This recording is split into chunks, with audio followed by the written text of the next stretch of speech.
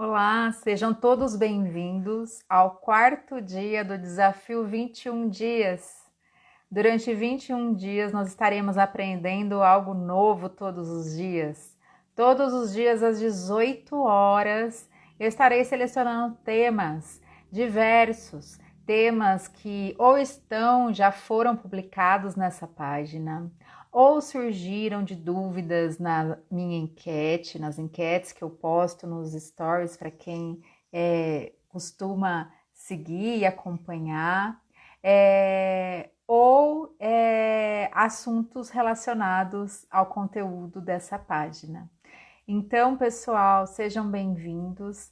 Hoje, especialmente, nós vamos falar agora sobre algumas reações de importância em alimentos, tá ok?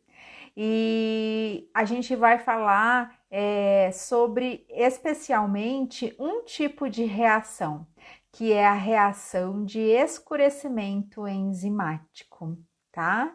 Então, essas reações, existem diversos tipos de reações de importância em alimentos. Seja bem-vindo.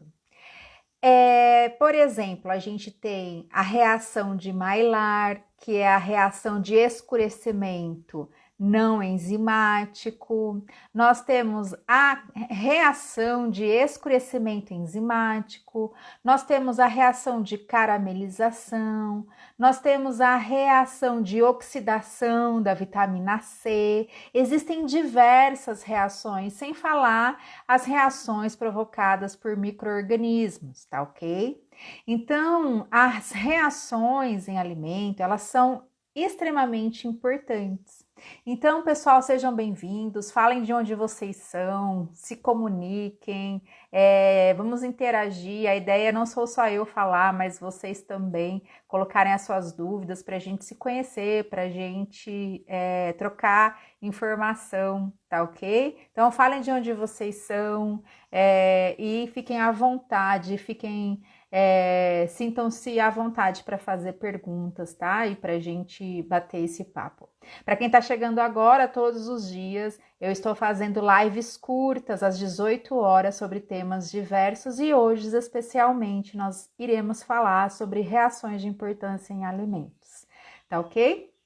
Pessoal, então, os alimentos, eles são sistemas complexos, tá? Eles possuem nutrientes, substrato, água, reagentes diferentes e tudo isso possibilita o surgimento de diversas reações. Além, é claro, do desenvolvimento dos micro-organismos, tá ok, pessoal?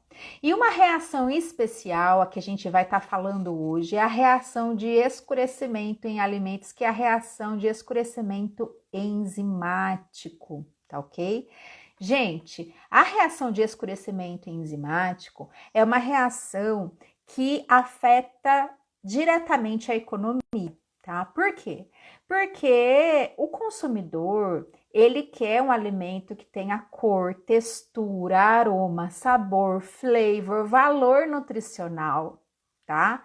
O consumidor, ele ele quer atributos de qualidade ao alimento. Então, o consumidor não deseja adquirir um alimento que está escuro. Não quer consumir um alimento que houve o escurecimento enzimático, tanto no mercado quanto em casa, não é verdade?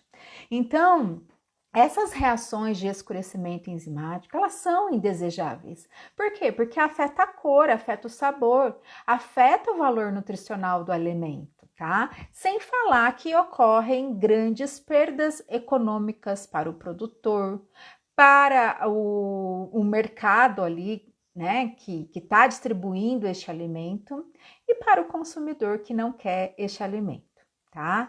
Então, a gente sabe que a reação de escurecimento enzimático, ela ocorre, gera perdas, principalmente econômicas e nutricionais também, tá? E, então, a indústria de alimento precisa desenvolver formas de parar, de inibir, de retardar essa reação, tá ok? Bom, mas primeiro vamos entender como que ocorre essa reação de escurecimento enzimático, tá? Essa reação, pessoal, ela acontece em algumas frutas mais intensamente. Por exemplo, maçã. Quem aqui nunca cortou uma maçã e percebeu que ao longo do tempo foi ficando escura, não é verdade? Então, maçã, banana, abacate, batata, vegetais como batata, tá ok? Berinjela. Enfim, são inúmeros os vegetais que ocorrem esse escurecimento enzimático, tá? Mas por que que acontece isso e por que que acontece isso com maior intensidade em alguns vegetais e outros não? Então, eu vou explicar aqui. Olha só, pessoal, essa reação de escurecimento enzimático é devido, claro, à presença de uma enzima. Qual é o nome dessa enzima? Polifenoloxidase. Essa enzima está presente em maior quantidade em alguns alimentos. Então, ela está a maior quantidade na maçã, na banana, em todos esses alimentos que a gente citou aqui, tá bom? Mas é uma reação enzimática. Então, a reação, como que ocorre? É substrato, enzima, formando produto, tá? Quem é o substrato que reage com essa enzima para formar o produto que deixa o alimento escuro, tá? Esses alimentos, essas frutas, esses vegetais têm em sua estrutura, dentro desses vegetais, nas suas células, tem algumas substâncias que se chamam polifenóis, tá? São substâncias fenólicas, tá? Aquelas estruturas moleculares que tem um anel benzeno e tem uma hidroxila ligada a anel benzeno. Tá ok? Pessoal, fiquem à vontade, sejam bem-vindos para fazer pergunta, para interagir, para falar de onde vocês são, tá bom? Não quero só eu falar aqui, eu gosto quando fazem perguntas, tá bom? Então, o que acontece? Esses polifenóis presentes nessas frutas, a gente chama de catecol, monofenol, tá? Em contato com o oxigênio e em contato com a enzima, então o que acontece?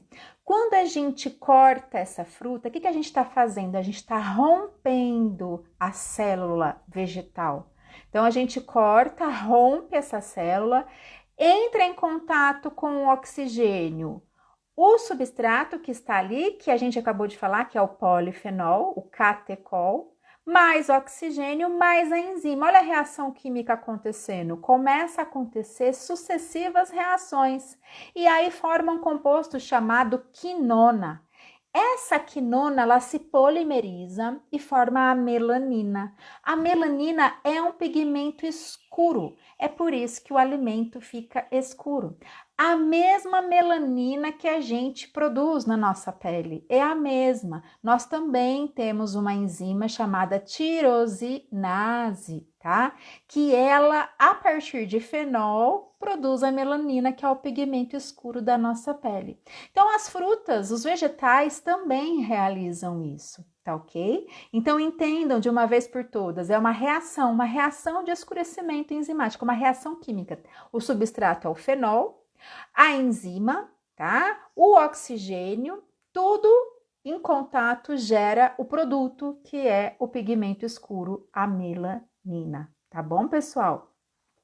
Existem algumas formas positivas dessa formação? Existe. Por exemplo, isso é desejável na tâmara, no cacau, no café, tá? Mas ninguém deseja se alimentar de uma fruta, de uma banana, de um abacate, de uma maçã, de uma batata que escureceu, tá? Até porque vai haver perda nutricional, sim, porque aquele substrato que era o catecol vai deixar de existir, ele vai se transformar agora numa quinona e depois ele vai se transformar numa melanina, tá? Então, há perda nutricional? Sim, há perda nutricional, tá ok?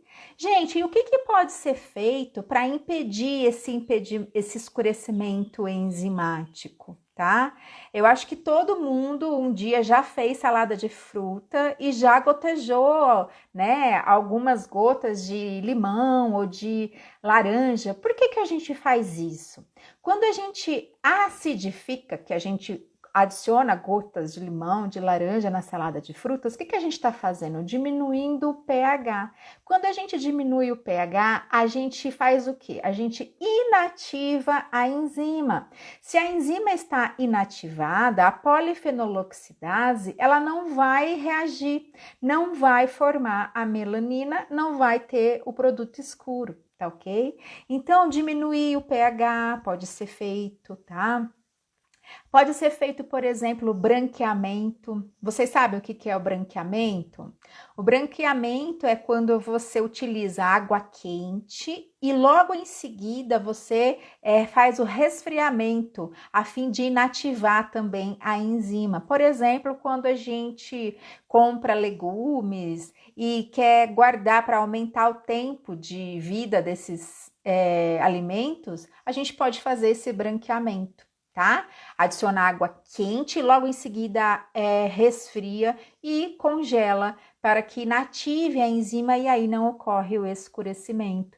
Então, isso é possível também, tá? Fazer o branqueamento para impedir, então, que ocorra essa reação. Além disso, pode usar substâncias redutoras, como ácido ascórbico, sulfitos. A indústria utiliza isso em alguns sucos, em alguns alimentos à base de frutas.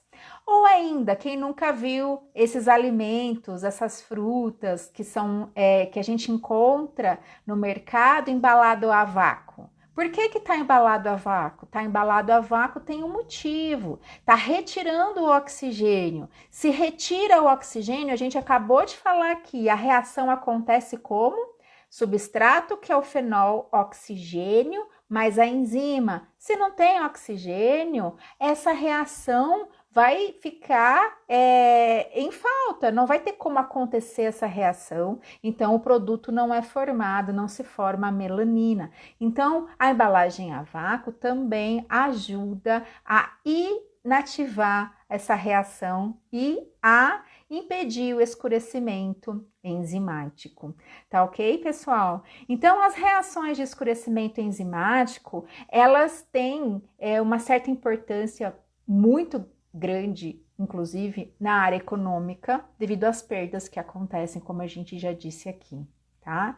Então, lembrar que a reação de escurecimento enzimático, a grande protagonista dela é a enzima, a polifenoloxidase, tá? E ela está presente em grande quantidade em alguns alimentos e outros não, em alguns vegetais e outros não, tá? Essas enzimas, elas são oxidorredutases, ou seja, são aquelas enzimas que catalisam reação de óxido-redução, tá? Elas utilizam como substrato compostos fenólicos e frutas são riquíssimas em compostos fenólicos, tá bom? E ela forma, então, ela transforma esse fenol em quinona e essas quinonas se polimerizam e formam, então, a melanina, que é o pigmento escuro. Tá ok, pessoal? Só que, assim, diversas frutas têm diversos substratos, né? Diversos vegetais têm diversos compostos fenólicos. Só para vocês terem uma ideia, na maçã, a maçã não tem só um composto fenólico, ela tem vários. Todos eles podem ser utilizados para realizar esse escurecimento enzimático. Para vocês terem ideia, na maçã a gente tem ácido clorogênico, catecol, catequina, ácido cafeico, é até hilário falar, né? Porque ácido cafeico na maçã, sim, tem ácido cafeico. Todos esses compostos são compostos fenólicos que podem, então, ser utilizados pela polifenoloxidase para produzir melanina e realizar o escurecimento enzimático. Tá? Por exemplo, na banana tem um composto fenólico chamado dopamina, tá? Essa dopamina é um composto fenólico em contato com a enzima pode formar melanina, tá? Na berinjela tem ácido clorogênico, ácido cafeico, até no camarão. O camarão também, ele sofre escurecimento enzimático. O camarão, ele tem um composto fenólico que é um aminoácido, que é a tirosina. E essa tirosina também, ela é utilizada como substrato pela enzima polifenoloxidase para formar, então, a melanina e sofrer o escurecimento enzimático. Então, esses substratos todos fenólicos, eles são diversos e diferentes em cada alimento, mas são todos substratos fenólicos e são utilizados pela enzima para produzir a melanina, tá ok, pessoal? Para a indústria, eu já disse aqui, né? Existem alguns alimentos em que isso é desejável, então é positivo. Então, por exemplo, para a produção de chás, produção de café, cacau, algumas frutas secas, então essa reação de escurecimento enzimático ela é desejável, porque contribui positivamente para a aceitação do consumidor, tá? Já, né? Para as frutas, vegetais e crustáceos, no caso do camarão, isso não é legal e não é aceitável, é indesejável, afeta a cor, afeta o sabor, afeta o teor nutricional, gera perdas econômicas pós-colheita, né, para o produtor, no transporte, no armazenamento, né, e também nos vegetais minimamente processados, tá ok? Então, pessoal, existem diversas maneiras, tá, de desenvolver, da indústria desenvolver formas para impedir, tá, de retardar, inibir esse escurecimento enzimático. Por exemplo, o branqueamento, como a gente falou, a diminuição do pH, o resfriamento, a desidratação, até a radiação é utilizada, tá ok? Mas isso será então um assunto para nossa próxima aula. Pessoal, a aula completa sobre reação de escurecimento enzimático, para quem tiver interesse, está no meu YouTube. Então, se vocês pesquisarem lá, vocês vão achar por que alguns vegetais escurecem depois de cortados, reações de escurecimento enzimático. Tem a aula completa com os slides, com tudo, mais de 1 hora de aula, onde eu explico detalhadamente, mostrando as reações, mostrando exemplos e falando formas, né, que a indústria vem desenvolvendo para retardar, para inibir esse escurecimento enzimático. Ok, pessoal? Muito obrigada por estarem aqui, parabéns por terem participado, pelo conhecimento adquirido. Tchau, pessoal!